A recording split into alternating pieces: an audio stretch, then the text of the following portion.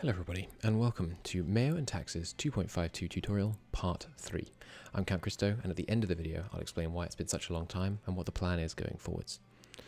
So, the estates. The estates are a vital part of MEIOU and Taxes, and understanding how you are intended to play with them, what the optimal way to play with them is, and the various impacts, favors, and privileges they can have is very, very important for playing the game well. Strictly speaking, you could never interact with the estates, and you would be able to play the game. Your country would be a shambling mess compared to what it would be if you played with them properly though, so let's go over some of the basics. This isn't going to be a super comprehensive look at the exact numbers about how estates work, it's more going to be what you can do with them, when you should do it, and what impact it will have. So, what are the estates and how do they differ from vanilla? Well, first off, there are 4 of them now, and they're the same for everyone. Burghers, greater nobles, lesser nobles, and tribals. Don't worry about the state. This is not an estate, it's just a way for you to interact with your nation, and also to show you how much of your nation you actually own. As you'll note, that's quite low in this case, and it seems the burghers own 25% of our nation. And why is Christo calling it own, rather than just influence? Well, dear viewer, that's for a very specific reason. If we look at Barcelona right now, we will see that it has 55.6 local autonomy, and it is controlled by the burghers. Every single one of your provinces will be controlled by one of the 4 estates, with no exceptions. This is a difference, again, from vanilla. So Barcelona is controlled by the burghers. They are making a certain amount of money here. Why are they making money here? Well, that's because they own 55.6% of Barcelona. We own the other remaining percent, which I won't bother working out. The estates over here in Alto Arago, in fact, own 100% of the province, which means the greater nobles are making all of the revenues, both in cash and in men, that are coming out of Alto Aragon. Where does that money go? Well, it goes into a pot that you can view by clicking on Assess Estates Power using these interaction buttons, and then you can see how much money they have, their annual income, and all that kind of good stuff. So, when your land has autonomy, it's not like vanilla. The money isn't just going into the drain. The money is going towards the estates, who will spend that money, both to maintain private armies and to build and invest in those provinces. Crucially, only the estates and the provinces themselves can build rural infrastructure. So having really rich, wealthy estates is not a bad thing, not by any stretch of the imagination. However, of course, we are the state, and we would rather have that money ourselves. So let's look at how you interact with estates, and especially how you weaken them. The relative control of the state is directly proportional to the control of the estates. The less they control, the more we control. And, to put it rather redundantly, we're us, so we like to control things. Let's interact with the burghers and see how this can change. There's a few key elements here. Really, on this page, there are actually 3 things you can do. You can offer them favors or demand support. These are 2 key ways where you essentially trade either stuff for loyalty or loyalty for stuff. Then you can interact with their privileges. You can bestow them or you can take them away. Also, you can assess the estate's power. So let's look at the burghers and list their privileges and look at what these privileges are. Privileges are essentially a set of things that you guarantee the estate the right to. So, the burghers have the right to a minor toleration of smuggling, some honorary noble titles, rights of commerce, and a minor expansion of the local autonomy. Each of these has an impact. This impact is universally positive for the estate. Most of them are negative for the state. Some of them are actually positive. So for example, if we tolerate smuggling, we tax the estate's trade income, which is something you do by the way, you tax their income. It's really, really cool. You tax their trade income less if you give them this. But on the other hand, they take less of the tax income and they give you a larger global trade power modifier. So they're not all strictly negative. One other thing that privileges do is they affect estate corruption. As you all know, because you've watched the Trending Equilibriums MEIOU and Taxes basic concepts video, corruption is a trending equilibrium. It's very unlikely to be 0, and instead it moves gradually towards a point where it settles and comes to at rest. In our case, that is trending up by 0.1 because of lesser noble corruption, 0.2 because of burgher corruption, and 0.8 because of greater noble corruption. Those numbers are derived from the number of privileges the estate has, and are then further affected by the degree of influence that each estate has. The more influential they are, and the more privileges they have, the more corruption they will cause. Corruption is thereby a measure of the control of the state.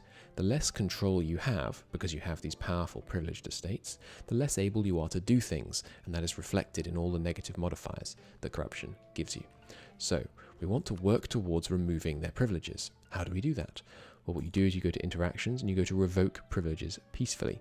You can only do this once every so often, and if you can't do it yet, hovering over this will tell you the months remaining. You can see that in this case, months remaining : nothing at all. We can do it right now. So let's click the button.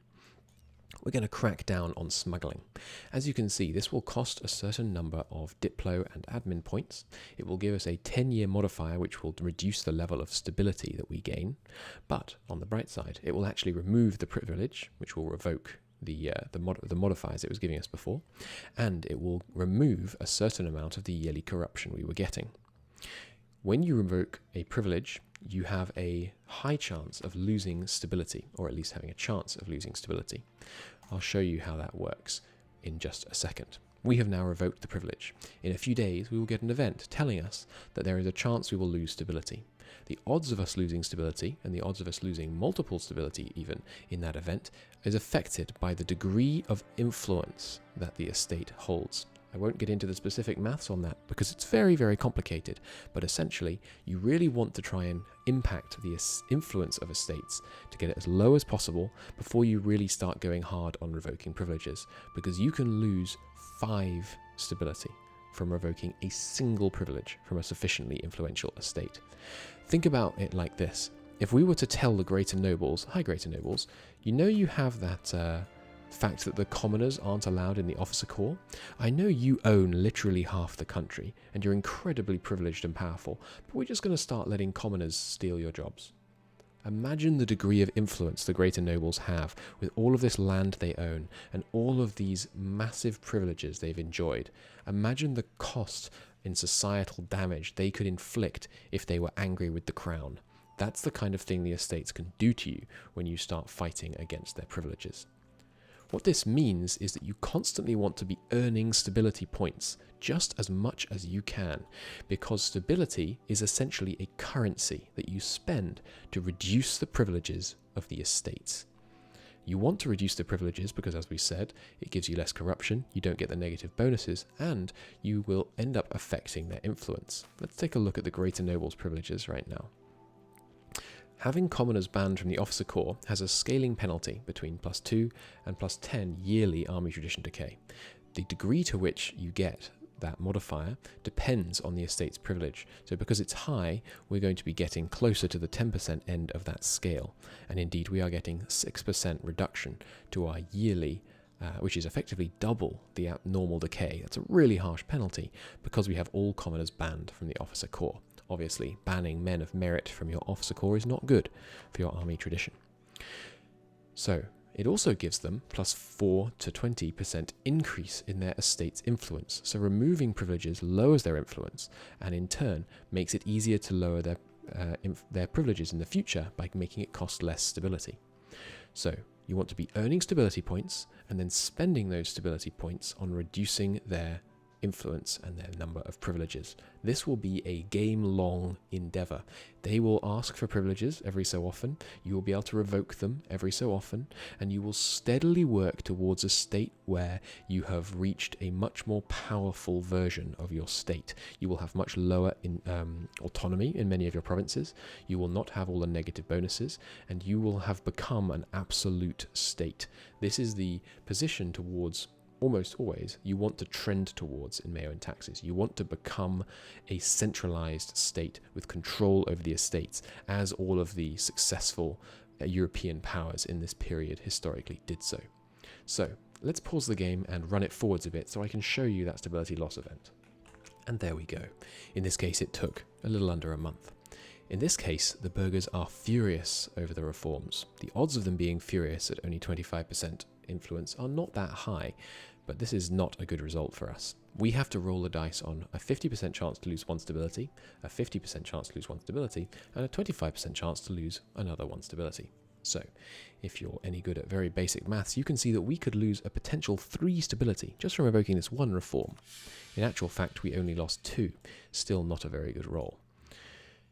Losing 2 stability obviously sets you back a lot, so you only want to be revoking privileges, usually when you have at least 2 stability.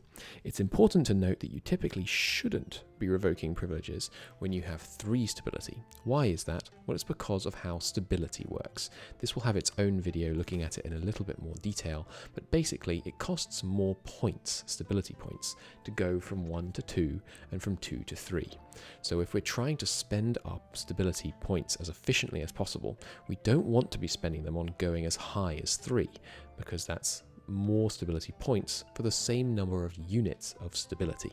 And remember, stability is a currency that we are spending to increase the power of our state versus our estates. So we want to be getting the best stability point bang for our stability unit, our stability level buck. So let's look at the other way you can interact with estates, because you want them to be really loyal as well. A loyal estate pays you more tax, and if they're above 50, will cause you to have negative unrest in your provinces. A disloyal estate, on the other hand, will pay less tax and will cause unrest in your provinces. They can cause a lot of unrest. If you have a lot of greater nobles, for example, let's say we had 0 greater noble loyalty, we would likely suffer so many rebellions that would be so intense that our nation would literally implode.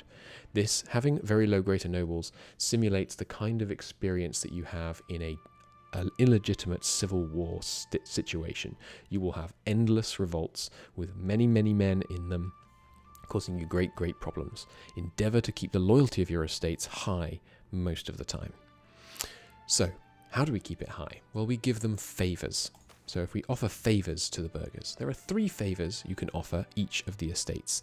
They're very similar for the nobles, but slightly different for the burghers. So for the burghers, we can give them a decade of self-rule. We give them plus 25% autonomy in all the provinces they currently own.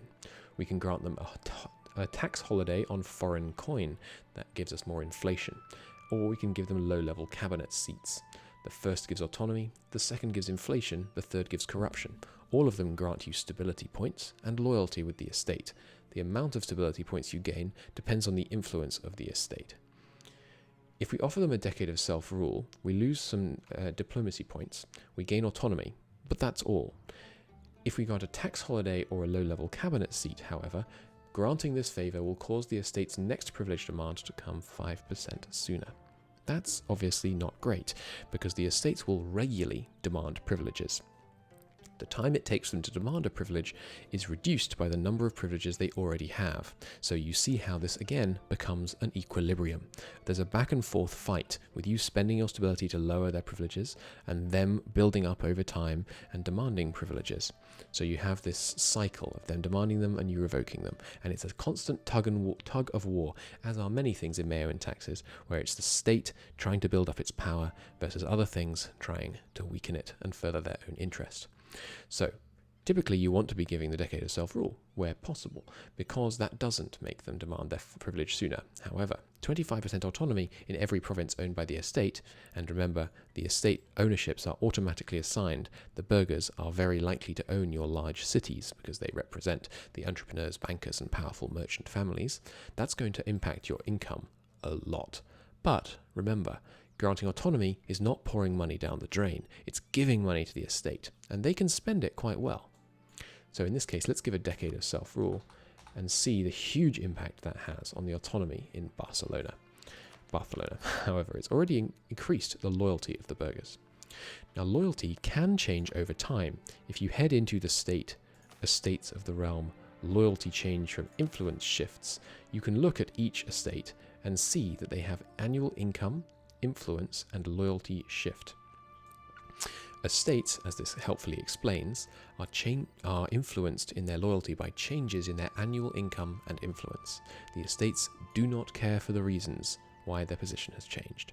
So, Our burghers have just got a lot richer. We gave them a lot of autonomy in provinces, which will mean that their income and influence will rise. That will mean that over the next few years, their loyalty will trend upwards. They are richer and more influential. They like this situation. Let's say we were to annex Castile.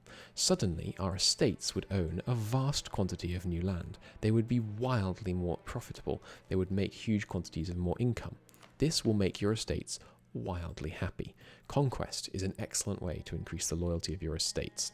If you want to see their exact income and their influence, red and green representing whether it's gone down or up relative to the previous year, and the impact that had on their loyalty, you can see it by hovering over each of these in, again, the state, not the court, excuse me, the state, estates of the realm, and loyalty shifts. You can also see your effective tax rates on their income in this pop-up, which you don't really need to check very often, but it's nice to know that right now we're levying 15% of the burghers' manpower, which represents about 457 men per year. So that's favours and privileges. You can bestow privileges, you can take them away, you can offer favours. You can also demand support. I'll let you look at all the exact ways you can demand support from the different 3 estates, but let's demand some from the lesser nobles, just for an example. There's various things you can get. I'm not going to read you them all, but one thing that can be very often useful is manpower. So for 5 loyalty, we get 1,500 manpower. Pretty nice. Let's do that. Manpower can be gold dust in MEIOU and taxes, so I encourage you to use the demand manpower from the greater and lesser nobles when possible. Of course, only when their loyalty allows. Now, the burghers operate pretty much exactly as I have just described. However, with the nobles, there is another mechanic. As you see, they are divided between the greater and the lesser nobles, and there is a key difference between these two. This is a province controlled by the lesser nobles. This is a province controlled by the greater nobles. You can see this down here. Now, let's look at their autonomy. The autonomy in this province is being increased by a multitude of things, one of which is controlled by the lesser nobles, plus 0.05. This one is being increased by a bunch of things, including controlled by the greater nobles, plus 0.25. Estate privileges will also affect the rate of autonomy increase in these various provinces, but that 5 times autonomy difference, 0.05 for the lessers, 0.25 for the greaters, will always be there. This means that if they control the same number of lands with the same privileges, the greater nobles will always have more autonomy, more influence. We don't want that. We don't want lots of land being controlled by our estates. We want absolute control for ourselves, the state, usually and where possible. So what we want to do is make the greater nobles lesser. We can do this by demoting them. To demote the greater nobles, you have 2 choices. You can do it and rely on your sheer authority, or you can do it but back up your efforts with military might. Doing it and relying on your sheer authority has a chance to lose you stability. The chance of this losing you stability, again, trends with the influence of the greater nobles. And if you do it with military might, you have to spend a quantity of military points, which again, trends with the influence of the greater nobles. When you do this, you will lose a certain amount of greater noble loyalty and a lot more lesser noble loyalty. So, you want to do this regularly. However, as I said, you can't afford to have super disloyal estates, not unless you have a massive standing army and you're prepared to destroy a lot of rebels. So, you only want to do this when you're able to get the lesser noble loyalty high enough, which means you're going to be hitting the offer favor button to the lesser nobles a whole lot. In their case, they don't have the same offer favours as the burghers. You can honour a noble house, losing you prestige. Low-level cabinets, that's the same for corruption. Or you can give them a magnificent gift. The cost of the magnificent gift will scale with your nation's income. Magnificent gift is in this case the only one that doesn't cause them to demand a favour sooner. So you're going to be wanting to offer them magnificent gifts a whole lot of the time. Let's take a look at the amount of damage that a disloyal lesser noble can do. When you demote them, you'll get all these events telling you that they have demoted. And what that does is it flips the control in a province from greater to lesser nobles. Let me pause and get the unrest sorted out so that we can see the damage that a disloyal estate can do. It's actually not a superb example, because in this case, we ended up with no actual provinces with unrest. But if we look at a province owned by the lesser nobles, we can see that we're getting no less than 16 unrest from estate loyalty. You can see it at the bottom of that tooltip there. So if we were to own lots of land that was at, say, -10 unrest, suddenly it's all the way up at +5. I don't think I have to tell you that that's a massive swing. The other thing that having low loyalty is that we are suffering their tax rate. At 0% loyalty, we get a 0% tax rate at 0% loyalty, a 100% tax rate at 50% loyalty, and a 150% tax rate at 100 loyalty. Also, if you have a very powerful state, you can have their loyalty be less important. This represents the fact that when you're really powerful and they're not, they have less of a choice in the matter. So the lesser nobles are paying only a 9% tax income rate, whereas the burghers, who have more loyalty, the greater nobles, who have more loyalty rate, they're actually paying the same amount, but that's because of other modifiers affecting it. But yes, less loyalty, you get less tax. This is an example of one of the events about the greater nobles demoting. When you don't have very many provinces, seeing that is quite nice, but unfortunately, you can have a lot of provinces, in which case you'd get a bit spammed. If you feel like you're getting spammed, make sure you click Show Utility Decisions, and then go down and you see Show Estate Change Events. Click this until the little button turns red. That means all provincial estate change events are hidden. Nice. Let's go back to looking at the lesser nobles. They have a privilege which is very important, called Grant a Few High Courtier Titles. This is the #1 priority to revoke in pretty much every campaign you will ever play in this mod, because every year there is a 25% chance for 0.3% of the lesser nobles to convert to greater nobles. All of that effort you've gone into to demote from greater to lesser, they're just going to steadily trickle back into becoming greater nobles. Get this autonomy gone. This privilege gone as soon as possible. The next privilege you tend to want to revoke is expansions of local autonomy. And then after that, you want to revoke privileges which grant multiplicative estate influence. In this way, you can attempt to most effectively reduce the estate's influence over your lands and increase the power of your state. Let's take a quick look at tribals. Tribals don't really exist in Western Europe, but if we look over here at the White Horde, themselves a tribal nation, we can see that they have a new modifier on their province, tribal settlement. Right now in this particular province of Crimea, 65.8% of the population are tribals, and there is a settlement gravity of 17%. What does that mean? Well, the settlement gravity is affected by the loyalty of the tribal estate, and it represents the willingness of tribals to settle down, form nice civilized societies with towns and villages, none of this wandering around the place, pay more taxes, and be a little bit more industrious. You want loyal tribals with high settlement gravity to create much more settled areas, which will slowly turn from these kind of totally agrarian societies into proper farming stock folk.